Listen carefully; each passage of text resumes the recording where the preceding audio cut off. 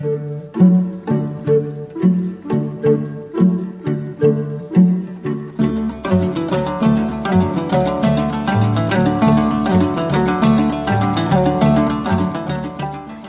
bugün en bir sonun kuvvanıştı, mayram ötüp жатат.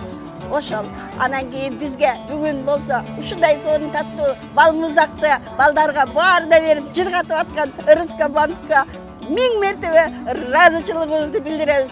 Бүгүнкү күндө жакшы маанай болсун деп ата-энелер балдары менен келип атат. Тышта музыканы уккандар тегерек четтен парктардан да келип атышат. Биз ишенебиз, бүгүнкү балдарды биз колдосок, эртеңки күнү балдарыбыз жакшы адистер болуп берет деп.